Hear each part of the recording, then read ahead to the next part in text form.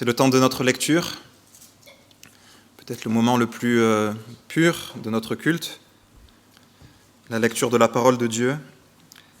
Pour ceux qui ont une Bible, je vous invite à ouvrir vos Bibles dans le livre de l'Ecclésiaste. On va lire les chapitres 11 et le chapitre 12. « Jette ton pain à la surface des eaux, car avec le temps tu le retrouveras. Donne-en une part à 7 et même à 8, car tu ne sais pas quel malheur peut arriver sur la terre. Quand les nuages sont pleins de pluie, ils la répandent sur la terre, et si un arbre tombe, au midi ou au nord, il reste à la place où il est tombé. Celui qui observe le vent ne sèmera point, et celui qui regarde les nuages ne moissonnera point. Comme tu ne sais pas quel est le chemin du vent, ni comment se forment les eaux dans le ventre de la femme enceinte, tu ne connais pas non plus l'œuvre de Dieu qui fait tout. Dès le matin, sème ta semence, et le soir, ne laisse pas reposer ta main. Car tu ne sais point ce qui réussira, ceci ou cela, ou si l'un et l'autre sont également bons. La lumière est douce, et il est agréable aux yeux de voir le soleil. Si donc un homme vit beaucoup d'années, qu'il se réjouisse pendant toutes ces années, et qu'il pense aux jours de ténèbres qui seront nombreux. Tout ce qui arrivera est vanité. Jeune homme, réjouis-toi dans ta jeunesse, livre ton cœur à la joie pendant les jours de ta jeunesse. Marche dans les voies de ton cœur et selon les regards de tes yeux. Mais sache que pour tout cela, Dieu t'appellera en jugement. Bannis de ton cœur le chagrin et éloigne le mal de ton corps, car la jeunesse et l'aurore sont vanité. Mais souviens-toi de ton Créateur pendant les jours de ta jeunesse, avant que les jours mauvais arrivent et que les années s'approchent où tu diras « Je n'y prends point de plaisir ». Avant que s'obscurcissent le soleil et la lumière, la lune et les étoiles, et que les nuages reviennent après la pluie.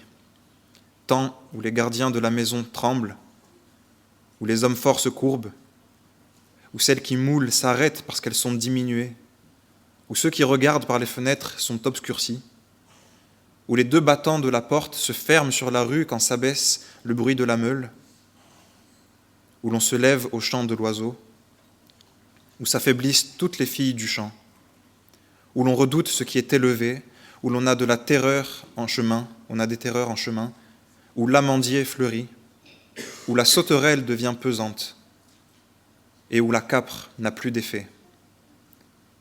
Car l'homme s'en va vers sa demeure éternelle, et les pleureurs parcourent les rues. Avant que le cordon d'argent se détache, que le vase d'or se brise, que le seau se rompe sur la source, et que la roue se casse sur la citerne. Avant que la poussière retourne à la terre, comme elle y était, et que l'esprit retourne à Dieu qui l'a donné. Vanité des vanités, dit l'Ecclésiaste. Tout est vanité. Outre que l'Ecclésiaste fut un sage, il a encore enseigné la science au peuple, et il a examiné, sondé, mis en ordre un grand nombre de sentences. L'Ecclésiaste s'est efforcé de trouver des paroles agréables, et ce qui a été écrit avec droiture, ce sont des paroles de vérité.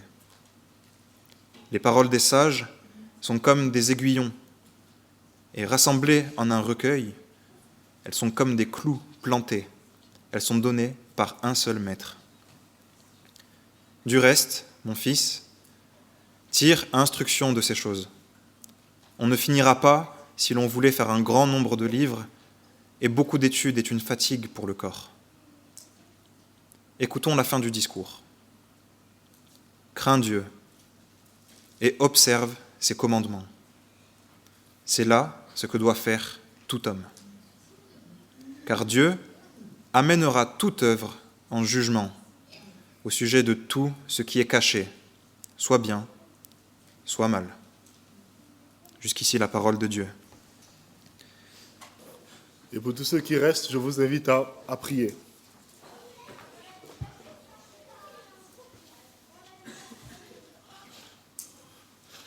Seigneur notre Dieu, nous voulons te remercier pour le privilège d'avoir entre nos mains ta parole, ta sagesse.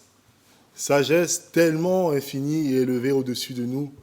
Nous te remercions de ce que nous pouvons la lire, nous pouvons contempler qui tu es, mais aussi nous pourrons avoir une carte pour pouvoir marcher, cheminer tranquillement alors que nous traversons ce monde. Nous te prions, Seigneur, que tu disposes nos cœurs à apprendre de toi, de manière à ce qu'à la fin de ce culte, nous puissions prononcer les paroles de ce chant. J'abandonne ma vie sans regret ni frayeur. J'abandonne ma vie à ta grâce infinie, toi qui es mon libérateur. Seigneur, fais-le pour chacun de nous. Au nom de Jésus-Christ. Amen. Ce matin, je vous propose de faire le tout dernier message de notre série sur l'Ecclésiaste. Ça a été très long, je sais que c'est un soulagement pour beaucoup. Ça a été très long la série, donc si je me rappelle, le premier message date de novembre 2022. Ça fait long quand même. Et bien sûr, il y a eu d'autres prédications entre-temps, et heureusement, parce qu'on peut être très vite emporté par le cynisme et le sarcasme de l'Ecclésiaste. Mais vous ne pouvez pas savoir quel médicament ça a été pour mon âme, ce livre. Pourquoi un médicament ? Vous savez que l'Ecclésiaste a pour but d'enseigner le réalisme chrétien. Vanité des vanités, il dit, tout est vanité. C'est ça le réalisme.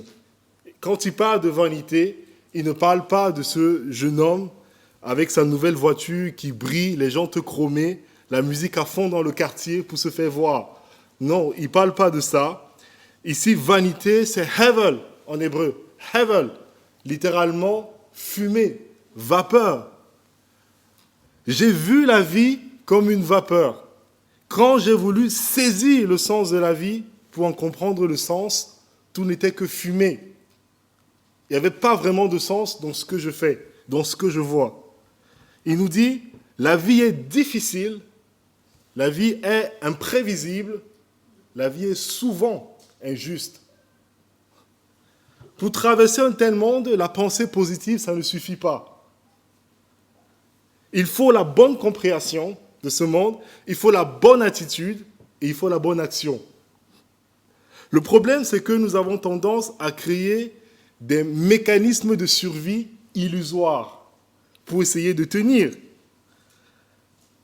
On se jette dans la quête de la réussite sociale, par exemple, dans les superstitions, dans l'amour à tout prix, dans des religions de façade, dans des idéologies politiques, autant de choses qu'on utilise pour pouvoir se protéger de ce monde-ci.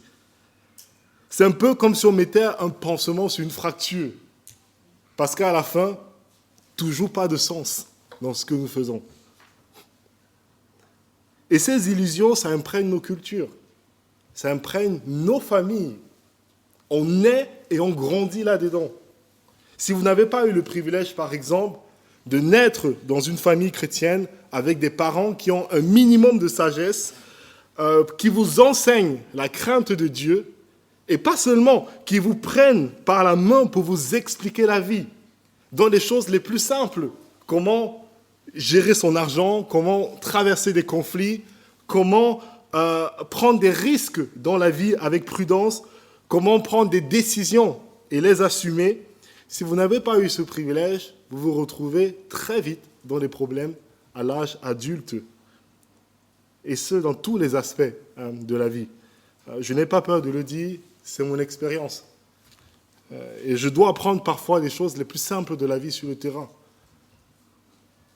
Mais c'est aussi l'expérience de beaucoup d'entre vous. Peut-être ce matin. Peut-être vous êtes là, vous vous dites, j'ai 20, 30, 40, 50 ans et j'ai l'impression d'avoir raté ma vie. Je n'ai pas fait les bons choix. J'ai surréagi. J'ai manqué de prudence. J'ai tout perdu. Je ne suis même pas fichu de garder un job ou bien de conserver un ami. Vous avez l'impression de ne pas être à la hauteur de ce que la vie demande et exige. Si c'est votre cas, la bonne nouvelle pour nous ce matin, c'est que Dieu éduque ses enfants avec sagesse, quel que soit votre passé. Et le moyen par excellence qu'il utilise, c'est sa parole. C'est sa parole. Et voilà pourquoi nous avons le livre de l'Ecclésiaste dans la Bible. Ce n'est pas une fatalité d'être né dans telles conditions ou d'avoir manqué d'éducation ou de discernement. Non. Toute l'Écriture, nous dit l'apôtre Paul, est inspirée de Dieu pour instruire, pour redresser, pour équiper, afin que nous soyons prêts pour toute bonne œuvre, pour vivre cette vie comme il faut. Et c'est pour ça que depuis le début de cette série, nous avons appris sur la vie. Nous avons vu que la vie est un cycle sans fin. Rien ne dure véritablement, tout passe, une génération après l'autre, et on oublie tout. Mais ce sont des cycles, des temps et des saisons auxquels Dieu nous soumet. On n'a pas le choix, on ne peut pas changer ça. C'est les choses qui arrivent, on ne peut pas changer. Et dans chacun de ces temps et de ces saisons, il y a une réponse appropriée. L'Ecclésiaste nous dit, il y a un temps pour chaque chose. Il y a un temps pour rire, il y a aussi un temps pour pleurer. Et quand on vit dans un tel monde, on ne peut pas contrôler tout. On ne peut pas changer les circonstances. Non, on répond de manière appropriée à ce qu'on vit sur le moment. Voilà ce que nous dit l'Ecclésiaste. Mais en plus d'être hors de notre contrôle, la vie peut être terriblement imprévisible. L'Ecclésiaste nous dit, la course n'est pas au plus rapide, ni le pain au plus intelligent. Tu peux faire tout ce qu'il faut, et bien comme il faut. Et tout se passe quand même mal pour toi, dans cette vie-ci, dit l'Ecclésiaste.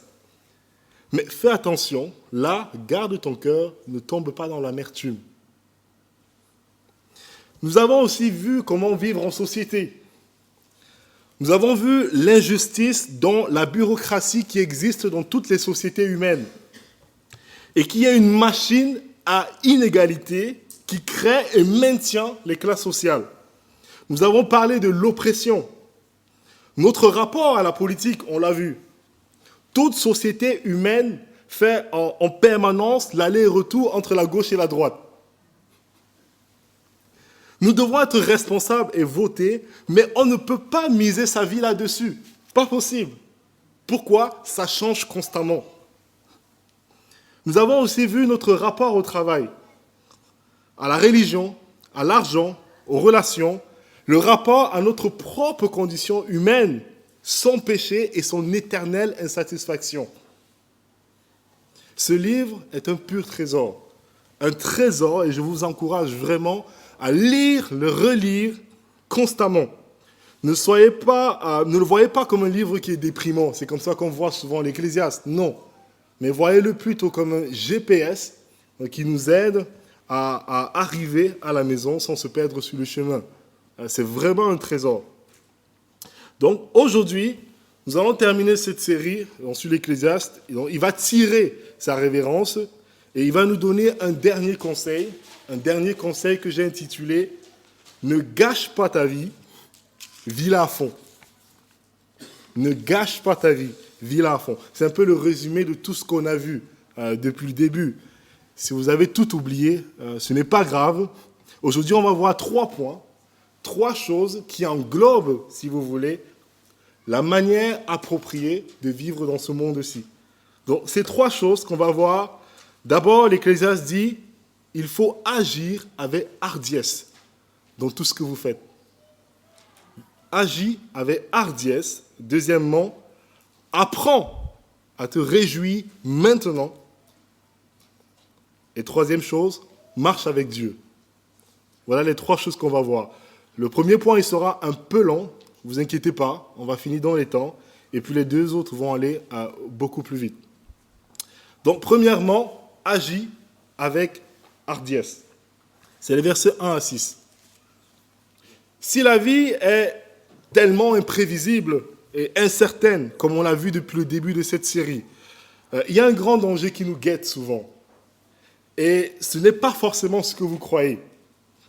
Le grand danger, ce n'est pas de prendre le mauvais chemin ou le mauvais virage, ce n'est pas de prendre la mauvaise décision. Le grand danger qui nous guette, c'est de s'arrêter de marcher. Quand on réalise que ce monde est rempli d'injustices, que les malheurs tombent sans prévenir, que tout est heaven, la réaction humaine la plus fréquente, c'est la paralysie dans certains aspects de la vie. Regardez, c'est les versets 4 et 5. Celui qui observe le vent ne sèmera point, et celui qui regarde les nuages ne moissonnera point. Comme tu ne sais pas quel est le chemin du vent, ni comment se forment les eaux dans le ventre de la femme enceinte, tu ne connais pas non plus l'œuvre de Dieu qui fait tout. Ici, on a l'image d'un homme qui n'arrête pas de regarder la météo pour être sûr de savoir quand est-ce qu'il doit semer. Et donc, il attend que toutes les conditions soient parfaites pour pouvoir semer. Il veut être sûr. Il veut une garantie contre l'échec, une garantie contre l'incertitude de ce monde. Il veut être sûr que tout est bien aligné. Mais voici le problème. C'est qu'en cherchant à tout contrôler, il finit par ne jamais s'aimer et donc à ne jamais moissonner. Et c'est ce que j'appelle le perfectionnisme de la peur. Comment est-ce qu'on peut voir ça en pratique? Souvent, dans les communautés chrétiennes, c'est quand je vous donne, par exemple, plein d'excuses spirituelles. Je vous dirais, si un jour vous m'entendez dire « Je prie pour avoir une direction claire », ou si je vous dis « J'attends le bon timing de Dieu », en fait, sachez que je suis mort de trouille et je ne sais pas comment gérer l'incertitude de la vie. Souvent, c'est les excuses qu'on donne. Dans la tradition chrétienne, les pères de l'Église, ils ont donné un nom à ce type de paralysie. Ils ont appelé ça l'acédie. Et donc, ce n'est pas une simple fatigue physique ou une petite dépression qui est passagère. Non, c'est de l'indifférence totale. Puisque rien ne semble réussir dans ce monde, à quoi bon essayer? Tellement j'ai encaissé les coups que je ne crois plus en rien, je ne déteste plus rien, je n'aime plus rien, je ne goûte plus à rien. Et quand on est dans cet état, on fuit tout ce qui nous demande le moindre petit effort. Et où est-ce qu'on va chercher refuge en général? Dans le monde virtuel, dans les réseaux sociaux, dans les séries télévisées, dans les jeux vidéo. Là-bas, au moins, le risque, ça n'existe pas. Si vous perdez, vous recommencez. Vous appuyez sur un bouton, l'effet est immédiat et prévisible. Ça, c'est notre quotidien. Pensez à cette personne, au lieu d'affronter les conflits dans son couple, par exemple, ou une difficulté au travail, il se plonge dans les séries télévisées tous les soirs dès qu'on rentre à la maison. C'est très facile. Ou bien, cette personne qui a plein de bonnes intentions, qui a un don pour enseigner, ou qui a une idée d'entreprise, mais qui dit « j'attends que mon compte bancaire soit plein » ou « j'attends quand mes enfants seront grands pour pouvoir le faire ». Si vous attendez un ciel bleu, ça n'arrivera jamais. Dieu ne nous demande pas de maîtriser la météo de notre vie. Non, il dit « le vent, c'est mon affaire ». Mais ta part, c'est de jeter le grain. Alors, c'est quoi la hardiesse? La hardiesse, c'est le courage. La hardiesse, c'est l'audace. C'est une gestion courageuse du risque de la vie qui ne va pas changer. Le risque fait partie de la vie. Vous n'allez pas enlever ça. Mais agir avec hardiesse, c'est gérer ce risque. Je n'attends pas que toutes les planètes soient alignées pour pouvoir agir. Regardez, c'est le verset 1. Il dit « Jette ton pain à la surface des eaux, car avec le temps, tu le retrouveras. » Alors, ça veut dire quoi tout ça? L'Ecclésiaste est en train de parler ici de commerce. Imaginez la scène. Vous prenez ce que vous avez de plus précieux, c'est-à-dire votre pain, littéralement votre gagne-pain. C'est votre capital, votre fonds de commerce. Vous le prenez et vous allez le charger dans un navire marchand phénicien. Ce navire ressemble plus à une grosse caisse en bois qu'au Titanic. Vous n'êtes pas sûr que ça va tenir. Mais vous le chargez sur ce navire et franchement, il n'y a pas de GPS. Le capitaine, il navigue en regardant les étoiles et surtout en suivant son instinct. Comment il fait quand le ciel est couvert? Il demande son chemin aux poissons. Il n'y a pas de GPS, mais il n'y a pas d'application météo pour voir si la tempête approche. Quand le ciel s'assombrit, comment ils font? Ils jettent la cargaison par-dessus bord pour être sûrs qu'ils vont tenir. Et toi, tu as chargé ta marchandise, ton gagne-pain, là-dedans. Il n'y a pas non plus d'assurance.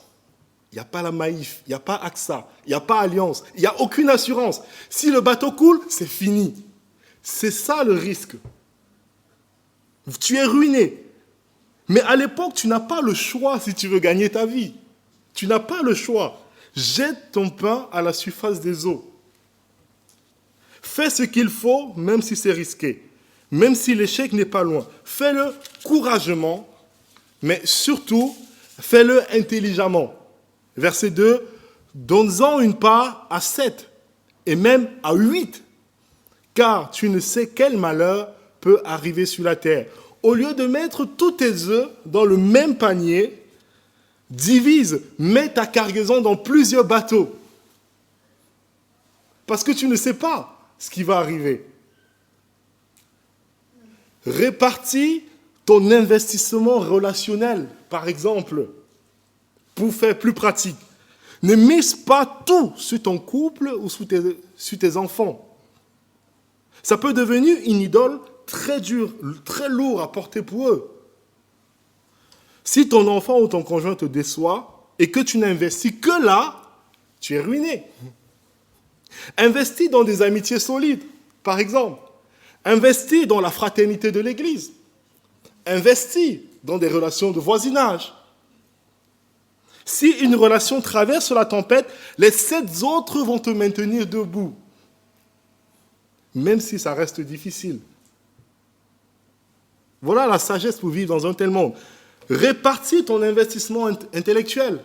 Par exemple, ne sois pas l'homme d'un seul savoir. Le monde change. Aujourd'hui, on parle de métiers qui disparaissent, d'intelligence artificielle. Apprends, lis, cultive ta curiosité. Voilà comment on vit dans un monde incertain, qu'on ne contrôle pas. Répartis ton investissement dans ta santé. Traite ton corps non pas comme une idole, mais comme un cadeau au service du maître. Il ne faut pas que bien manger. Il faut bien dormir, bien bouger. C'est une forme d'investissement pour que le navire tienne le coup. Répartis ton investissement dans ton travail. Par exemple, si tu travailles en usine ou au bureau ou à l'école, ton intégrité, c'est un peu comme le pain que tu jettes sur la surface des eaux. C'est risqué. Tu ne verras peut-être jamais le fruit de ton honnêteté au travail. Mais c'est un risque qu'il faut quand même prendre. Prends-le. Mais ne mise pas tout sur la reconnaissance de ton patron. Le navire peut couler. Ne mise pas tout. Mise sur la fidélité devant Dieu. Parce que ça, tu vas le retrouver. Répartis ton investissement dans ton temps. Et c'est même encore plus important que l'argent. Parce que contrairement à l'argent, le temps, c'est la seule chose que tu ne vas jamais récupérer. Donne-en à 7 et même à 8. Travail, repos, loisirs, temps de recueillement devant Dieu. Il y a diverses manières d'investir et de diversifier dans son temps. Voilà comment on vit dans un monde comme celui-ci. Un monde incertain. On agit avec audace tout en gérant bien les risques. Verset 6. Dès le matin, sème ta semence et le soir, ne laisse pas reposer ta main, car tu ne sais point ce qui réussira. ceci ou cela, ou si l'un et l'autre sont également bons. Ça, tu ne peux pas savoir. Mais je tiens quand même à préciser que l'Ecclésiaste ne fait pas ici un cours de gestion de patrimoine. Ce n'est qu'une image. Il parle de commerce, il parle d'agriculture, mais c'est des métaphores.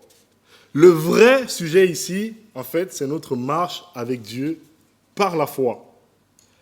Et réfléchissons ensemble.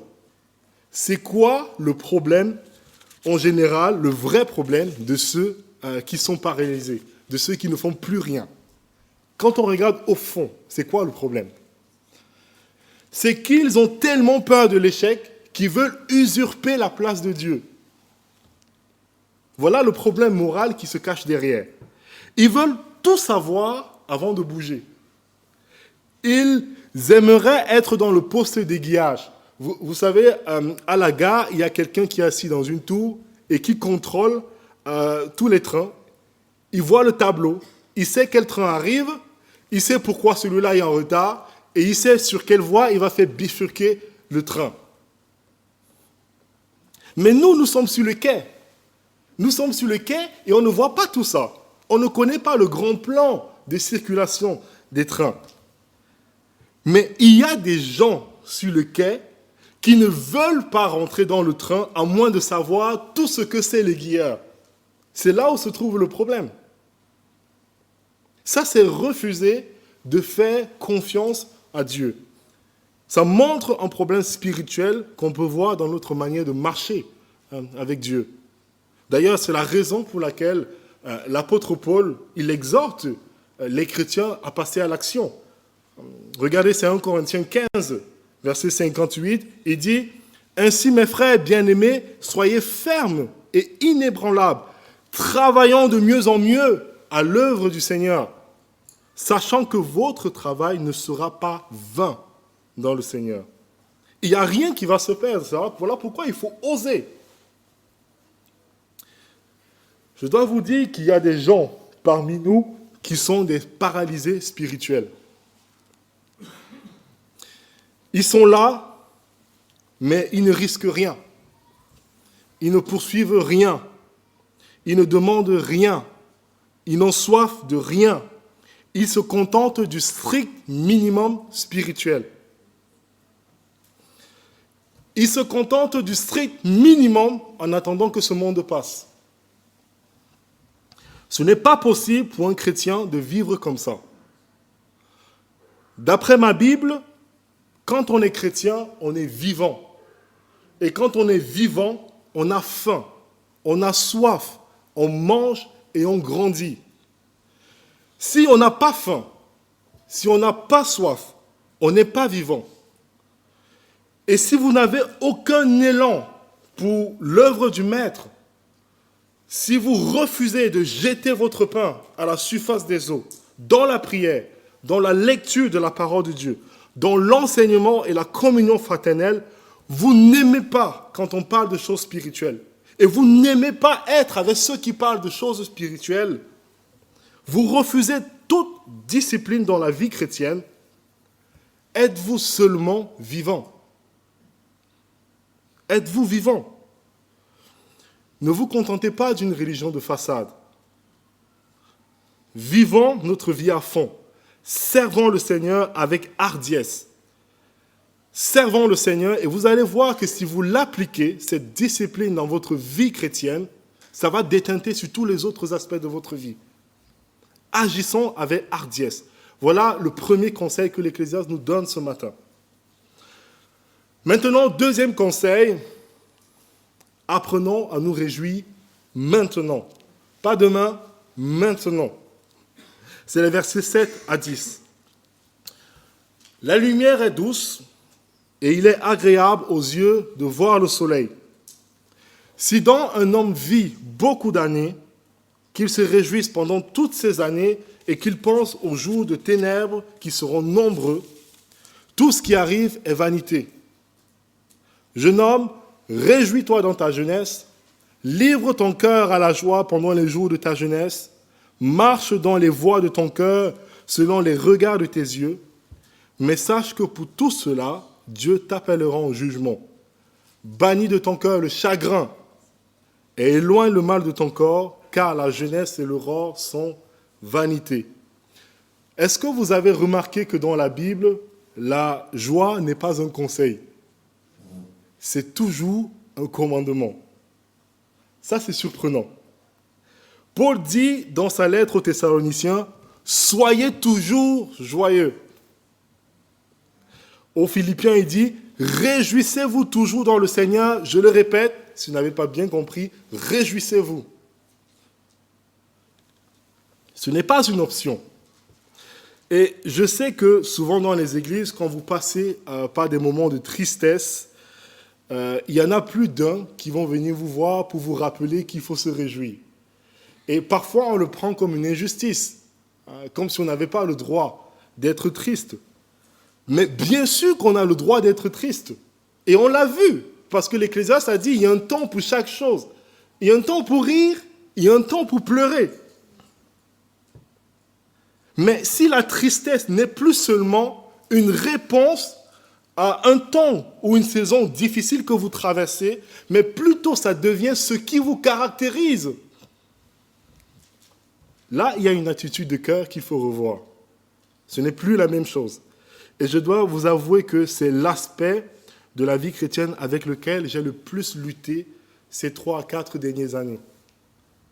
Mais heureusement, ce n'est pas une fatalité. Ce n'est pas une fatalité. Mais voici où je veux en venir. Si dans la Bible, la joie, c'est un commandement de Dieu, c'est parce que ça a quelque chose à voir avec notre vie vis-à-vis de lui. Voici un exemple. Le livre chrétien, en dehors de la Bible, le plus ancien qu'on ait jamais découvert, ça s'appelle le Pasteur d'Hermas. Ça a été écrit à la fin du 1er siècle de notre ère, à pratiquement la même période où on finissait d'écrire le Nouveau Testament. Donc c'est aussi vieux que le Nouveau Testament. Pourquoi je vous parle de ça? Parce que l'auteur de ce livre qu'on ne connaît pas, on n'a pas d'indication sur qui c'est, il décrit la tristesse non pas comme une simple émotion, mais comme un vrai poison spirituel. Voici ce qu'il dit. Éloigne-toi de la tristesse, car elle est la sœur du doute et de la colère. C'est la même famille. La tristesse est le plus méchant de tous les esprits et le plus redoutable pour les serviteurs de Dieu. Plus que tous les esprits, elle ruine l'âme de l'homme.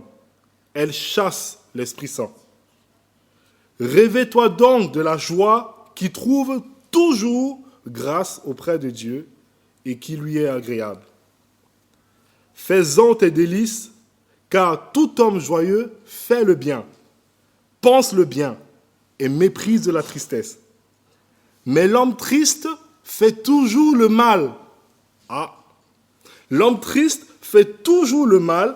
Il fait le mal parce qu'il attriste l'Esprit Saint qui a été donné à l'homme comme un esprit de joie. Et en attristant le Saint-Esprit, il commet l'iniquité en ne priant pas le Seigneur. Et c'est vrai que quand on est triste, en général, on ne prie pas. On est tellement occupé à se lamenter sur son sort. Mais nous devons faire le constat nous-mêmes, pour nous-mêmes dans notre vie. Nous devons raisonner comme le faisait par exemple David dans les psaumes. « Mon âme, pourquoi es-tu abattue ? Pourquoi es-tu abattu ? Espère en Dieu. Pourquoi tant de tristesse ? Je veux espérer en Dieu. Je veux m'engager à être joyeux. Et c'est maintenant que ça commence. Regardez, c'est les versets 7 et 8. « La lumière est douce et il est agréable aux yeux de voir le soleil. Si donc un homme vit beaucoup d'années et qu'il se réjouisse pendant toutes ces années, autrement dit, la joie c'est maintenant et c'est toute la vie, et qu'il pense aux jours de ténèbres qui seront nombreux, c'est-à-dire la vieillesse, tout ce qui arrivera est vanité. » J'explique. Est-ce que vous avez remarqué que l'Ecclésiaste insiste beaucoup ici sur la jeunesse ? Beaucoup dans ce passage. En fait, à l'époque, il y avait deux manières de décrire une personne âgée. Donc, soit on parlait de la couleur de ses cheveux, soit on parlait de sa vue qui décline. Et donc, c'est l'image que l'Ecclésiaste utilise ici. Il dit, la vie est belle, la lumière est douce, parce qu'on peut la voir. Surtout quand on est jeune. C'est là que la lumière est douce. On peut profiter du soleil. C'est là qu'on apprend à être joyeux pendant que c'est encore facile. On a la santé, on peut se donner à toutes sortes d'activités.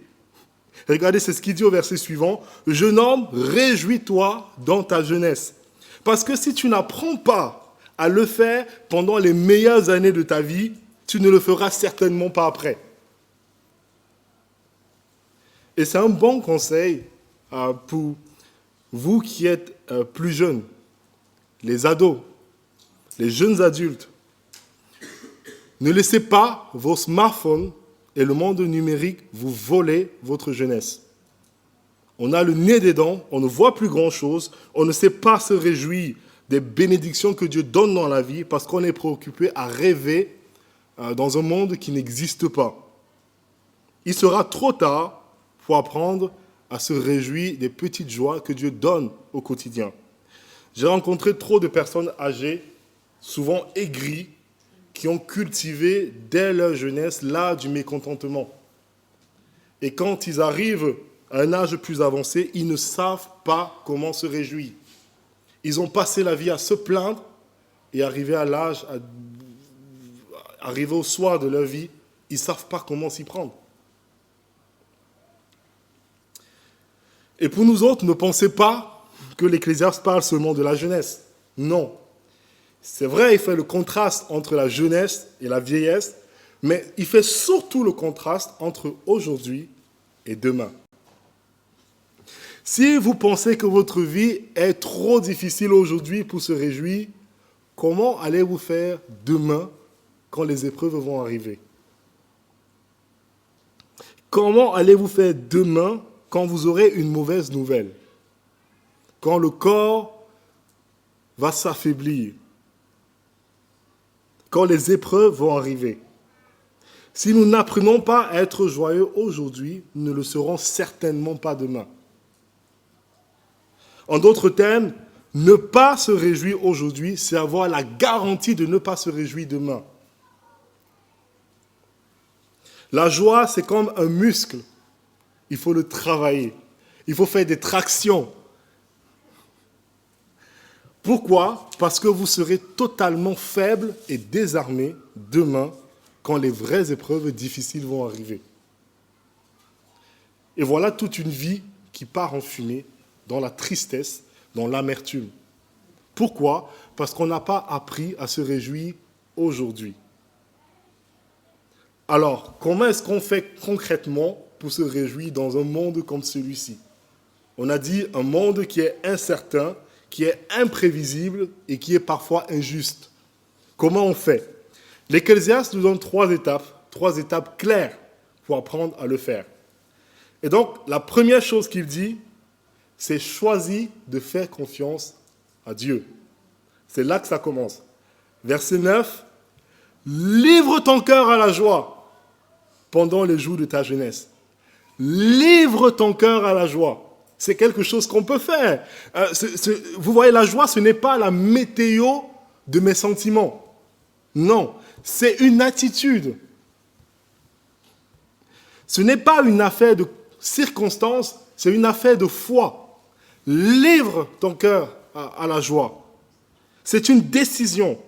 C'est décider, aujourd'hui, je crois que Dieu est avec moi. Son salut en Christ est suffisant. Et chaque épreuve que je vis est faite sur mesure et envoyée par lui pour mon bien.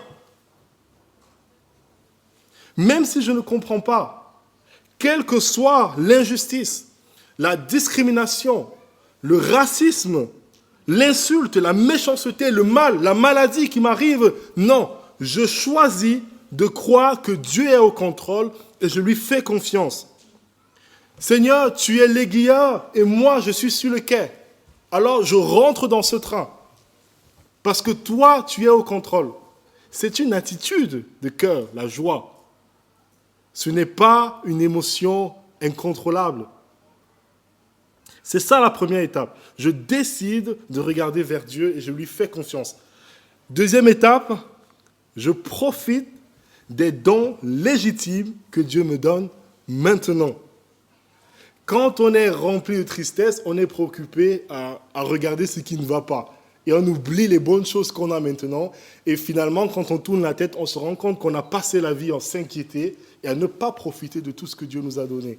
C'est juste dommage. Verset 9. « Marche dans les voies de ton cœur et selon les regards de tes yeux. » Ce n'est pas une invitation à pécher, bien sûr, mais c'est un appel à vivre. Vivre simplement. Vivez. Dieu vous a donné des capacités. Il vous a donné des amis, la musique, le sport, l'intelligence. Soyons comme une fleur qui s'ouvre au soleil, qui capte tout ce que Dieu donne. On prend tout ce que le Créateur nous donne maintenant sur le chemin. Ne soyez pas plus spirituel que Dieu lui-même en boudant les simples plaisirs qu'il a créés pour vous.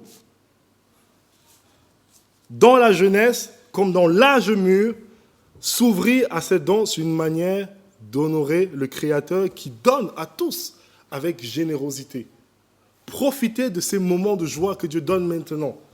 Sinon, demain, il sera trop tard. Donc, je choisis de faire confiance à Dieu. Je profite de toutes les bénédictions qu'il donne maintenant. Et troisièmement, je bannis l'utopie de ma vie. C'est le verset 10. « Bannis de ton cœur le chagrin. Éloigne le mal de ton corps, car la jeunesse et l'aurore sont vanité. » Ça va finir. Donc, enlève le chagrin. L'utopie, c'est vouloir une vie sans défaut.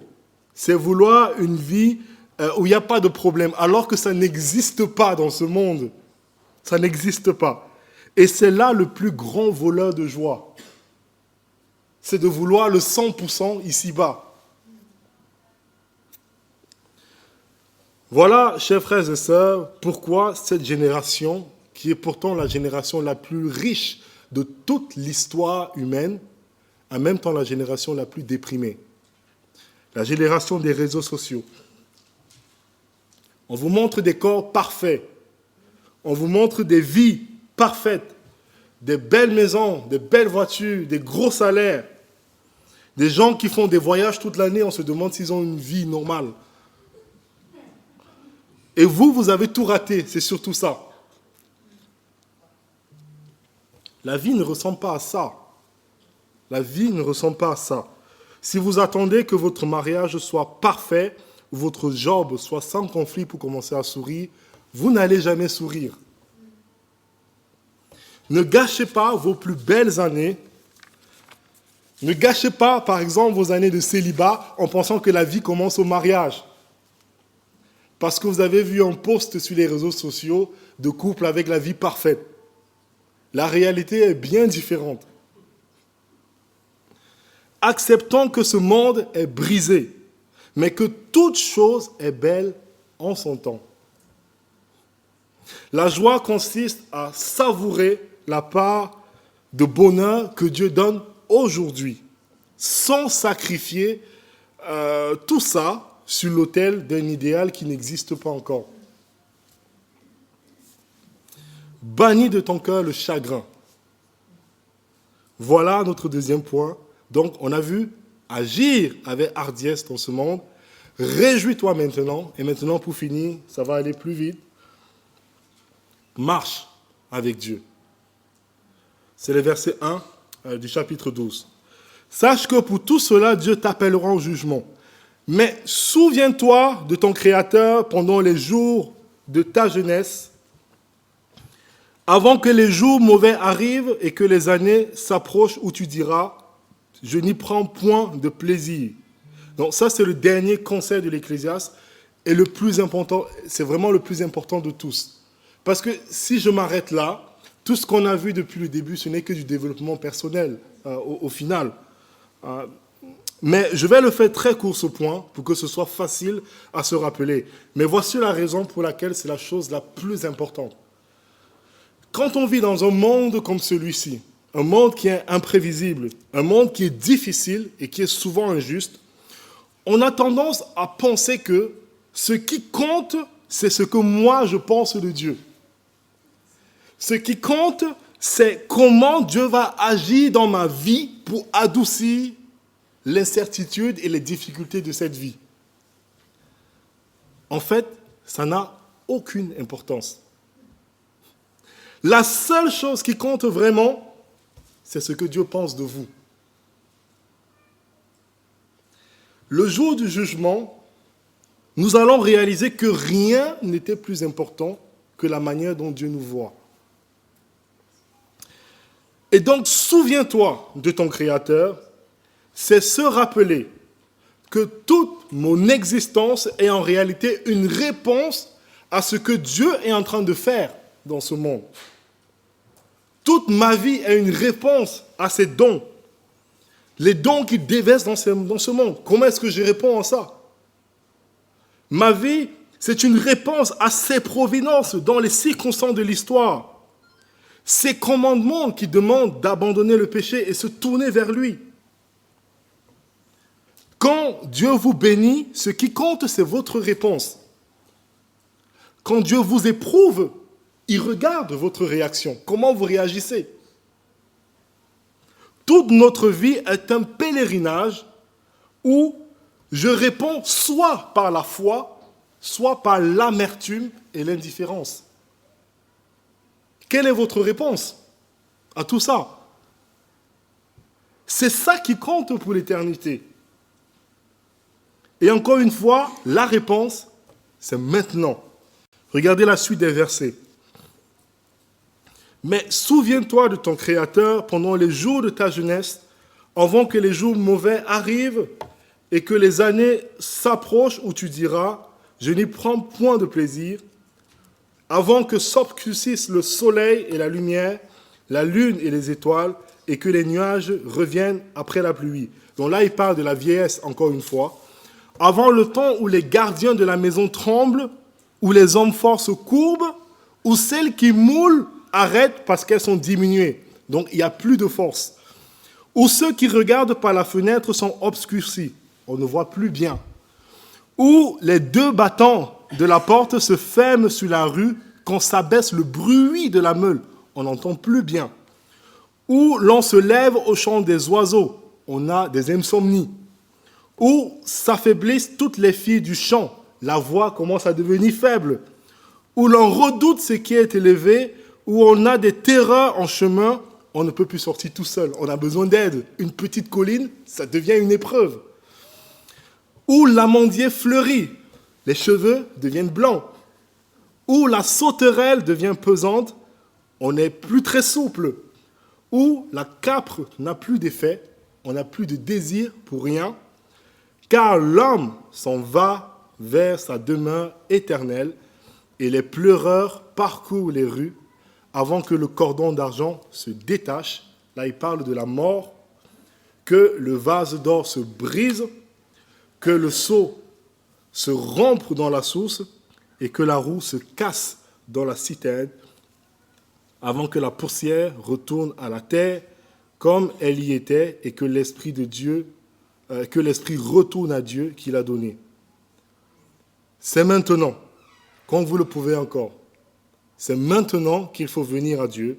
Demain, il sera peut-être trop tard. Alors, je vais terminer ce livre de l'Ecclésiaste sans trahir son message. C'est pour ça que je ne peux surtout pas vous dire « fais de ton mieux » à la fin. Parce que ce n'est pas ça son message. L'Ecclésiaste ne dit pas « fais de ton mieux ». En fait, il est en train de pointer nos regards ailleurs. Il pointe nos regards ailleurs parce que la clé de cette vie, ce n'est pas dans ce livre. La clé de la vie, c'est une personne. Pourquoi je peux dire ça avec autant de certitude? Vous savez que dans l'Ancien Testament, les gens n'avaient pas toute la connaissance qu'on a aujourd'hui du plan de rédemption de Dieu. Aujourd'hui, on peut voir que oui, Dieu a prévu de sauver le monde en s'incarnant à travers la vie, la mort et la résurrection de Jésus, il sauve son peuple. Mais l'Ecclésiaste, il vit dans cette époque où on ne voyait pas tout ça.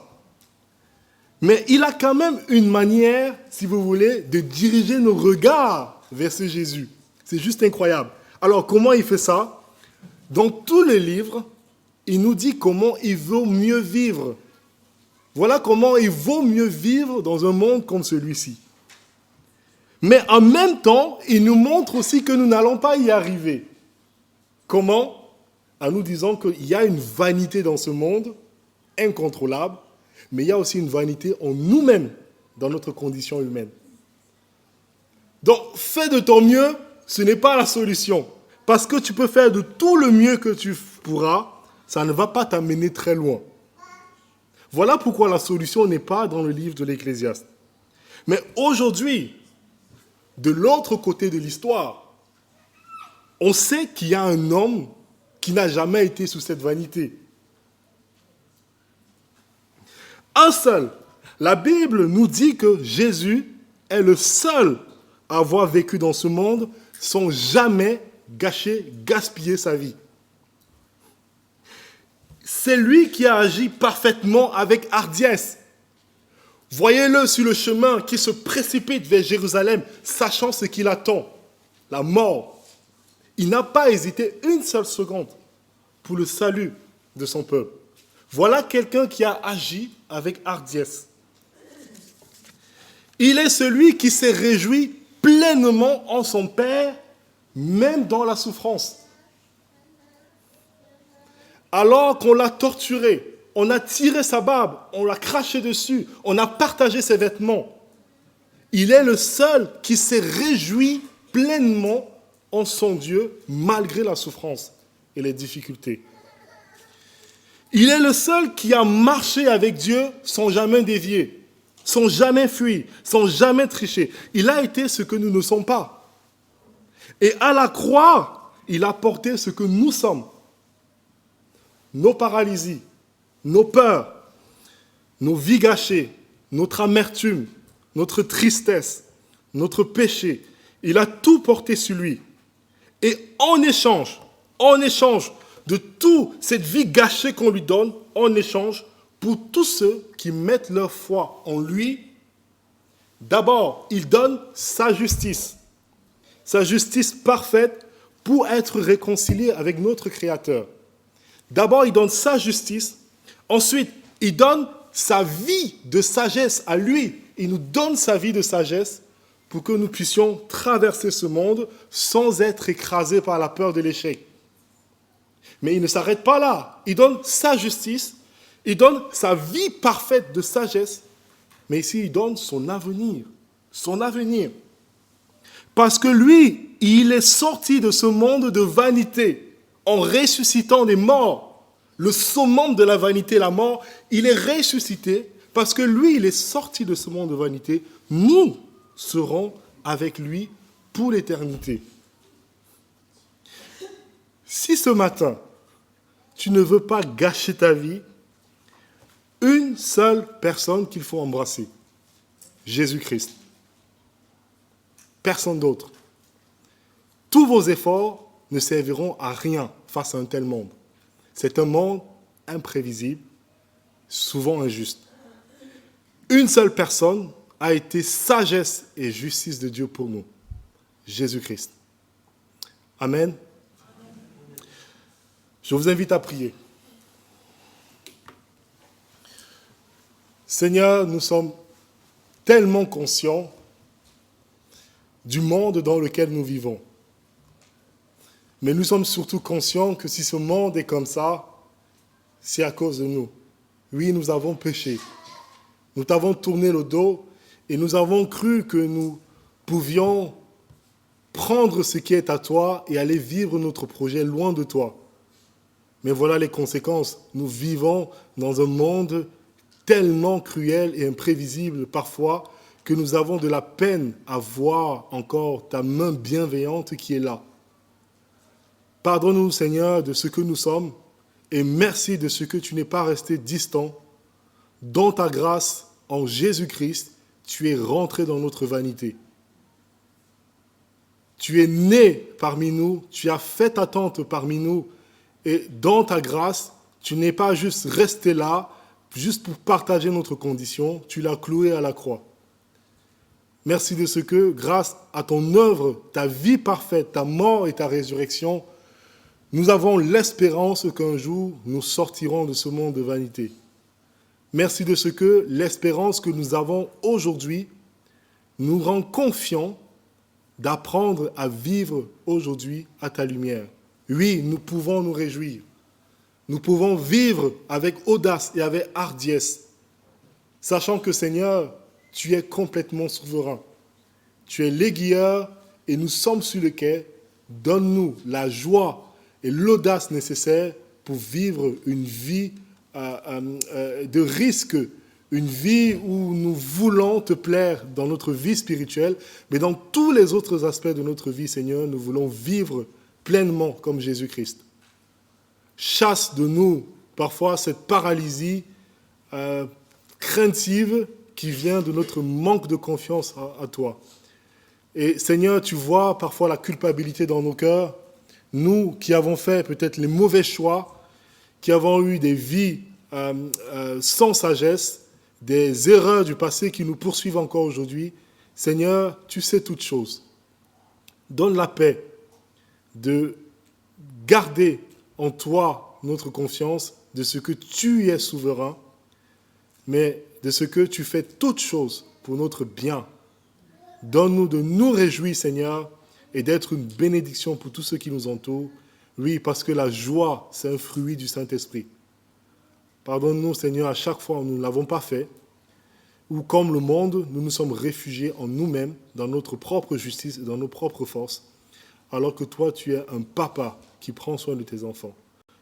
Que la gloire te revienne, Seigneur. Merci pour ta parole et merci pour ce livre que tu as bien voulu mettre dans ta parole, de manière à ce que nous puissions être instruits de l'expérience de l'Ecclésiaste, mais aussi que nous puissions, Seigneur, à apprendre à garder le regard sur Jésus-Christ.